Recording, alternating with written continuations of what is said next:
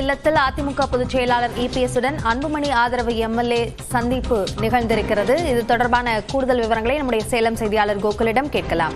கோகுல், இந்த சந்திப்பினுடைய நோக்கம் என்ன, முக்கியத்துவம் என்ன?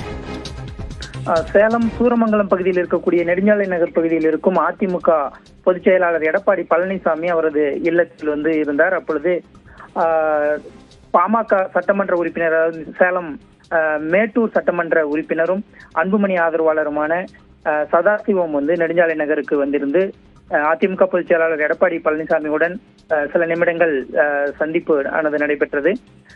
இந்த சந்திப்பானது இன்று காலை ஏற்கனவே GK வாசன் அவர்கள் எடப்பாடி பழனிசாமியை சந்தித்து சென்றிருக்கக்கூடிய சூழ்நிலையில் MLA சதாசிவம் சந்திப்பும் ஒரு முக்கியத்துவம் வாய்ந்ததாக பார்க்கப்படுகிறது.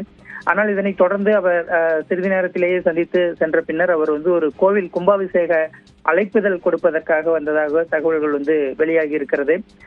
மேட்டூர் அருகே இருக்கக்கூடிய ஒரு மாரியம்மன் கோவில் கும்பாபிஷேக விழாவிற்கான அழைப்புதலை அவர் கொடுத்து சென்ற புகைப்படமும் தற்பொழுது வெளியாகி இருக்கிறது. ஆனாலும் தற்பொழுது இருக்கக்கூடிய இந்த அரசியல் சூழலில் பல கூட்டணி பேச்சுவார்த்தைகள் எல்லாம் தொடர்ந்து நடந்து கொண்டிருக்கக்கூடிய ஒரு நிலையில் தற்பொழுது பாமகவை சார்ந்த அன்புமணி ஆதரவாளர் மேட்டூர் சட்டமன்ற உறுப்பினர் சதாசிவம் அவர்கள் நெடுஞ்சாலை நகர் இல்லம் அதிமுக பொதுச் செயலாளர் எடப்பாடி பழனிசாமியை சந்தித்து சென்றது ஒரு பேசுபொருளாகி இருக்கிறது.